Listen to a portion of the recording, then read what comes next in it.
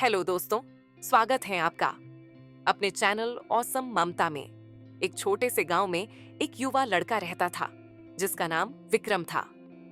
वह 22 साल का था, सपनों से भरा हुआ, लेकिन मेहनत करने से डरता था। बचपन से ही उसे अपने माता पिता और दोस्तों पर निर्भर रहने की आदत थी। जब भी कोई मुश्किल आती, वह खुद हल निकालने के बजाय किसी और से मदद मांगता। उसके पिता हरिदत्त गांव के सबसे मेहनती किसानों में से एक थे। उन्होंने अपनी जिंदगी संघर्ष करते हुए बिताई थी और अपनी मेहनत से एक छोटा लेकिन समृद्ध खेत बनाया था। वह हमेशा विक्रम से कहते, बेटा, जीवन एक खेत की तरह है, जो बोओगे वही काटोगे। अगर मेहनत नहीं करोगे तो सफलता नहीं मिलेगी। लेकिन विक्रम को यह बात कभी समझ में नहीं आई। उसे आराम की आदत थी। उसके पिता पैसे देते, माँ हर जरूरत का ख्याल रखती और दोस्त उसकी छोटी बड़ी परेशानियों को सुलझाने में मदद करते। वह हमेशा सोचता था कि जब जरूरत होगी कोई ना कोई उसकी मदद कर ही देगा। एक दिन अचानक उसके पिता बीमार पड़ गए। डॉक्टर ने कहा कि उन्हें 1 साल तक पूरी तरह आराम करना होगा। विक्रम को पहली बार एहसास हुआ कि अब सारी जिम्मेदारी उसी पर आ गई है। खेत संभालना, घर का खर्च चलाना और माँ की देखभाल करना, ये सब अब उसी के कंधों पर था। विक्रम घबरा गया। उसने अपने चाचा से मदद मांगी, लेकिन उन्होंने साफ मना कर दिया। दोस्त भी अपने अपने कामों में व्यस्त थे। अब कोई उसकी मदद के लिए नहीं था।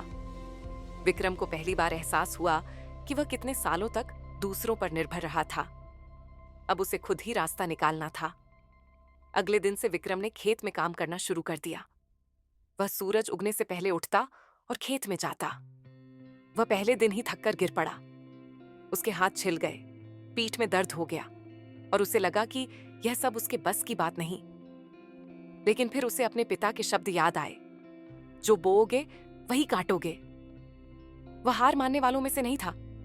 उसने खेती के बारे में किताबें पढ़नी शुरू की, गांव के बुजुर्ग किसानों से सलाह ली और धीरे धीरे हर काम सीखने लगा। शुरुआत में उसने कई गलतियां की।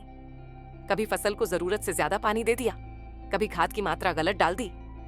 एक बार तो उसे व्यापारियों ने धोखा देकर उसकी सारी उपज सस्ते में खरीद ली। लेकिन उसने हार नहीं मानी। उसने हर गलती से सीखा और खुद को सुधारता गया। कुछ महीनों बाद विक्रम को एहसास हुआ कि अब वह पहले जैसा नहीं रहा। उसकी सोच बदल गई थी। वह खुद समाधान ढूंढने लगा, बिना किसी पर निर्भर हुए। जब खेत में पानी की दिक्कत आई तो उसने खुद एक छोटा तालाब खुदवाया। जब पैसों की कमी हुई तो उसने अपने खेत की उपज को खुद बाजार में बेचना शुरू किया। उसने नई तकनीकों से खेती करना सीखा, जिससे उसकी फसल अच्छी होने लगी। धीरे धीरे उसकी मेहनत रंग लाने लगी। फसल की उपज बढ़ी, आमदनी बढ़ी और घर में खुशहाली लौट आई। उसके पिता, जो अब स्वस्थ हो रहे थे, यह सब देखा और गर्व से मुस्कुराए। मैंने तुमसे कहा था ना बेटा, जीवन एक खेत की तरह है। अब तुमने खुद इसे सींचना सीख लिया है। विक्रम ने गर्व से सिर हिलाया। अब वह पहले जैसा न था। वह एक जिम्मेदार, आत्मनिर्भर और मेहनती इंसान बन चुका था। एक दिन उसका एक पुराना दोस्त उससे मिलने आया। वह परेशान था और कह रहा था कि जिंदगी में कुछ भी सही नहीं चल रहा।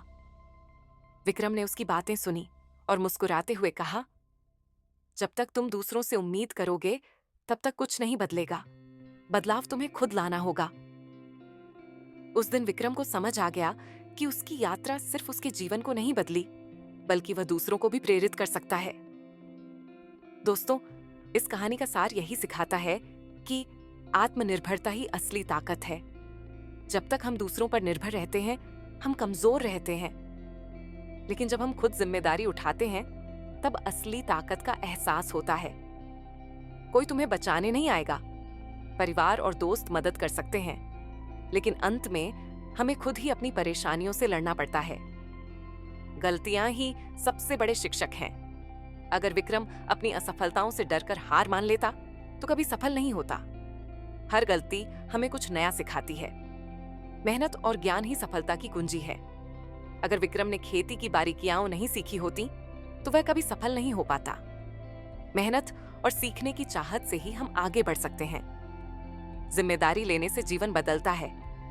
जब विक्रम ने खुद को बदलने की ठानी, तभी उसकी जिंदगी में बदलाव आया। हमें खुद को बेहतर बनाने के लिए पहल करनी होगी।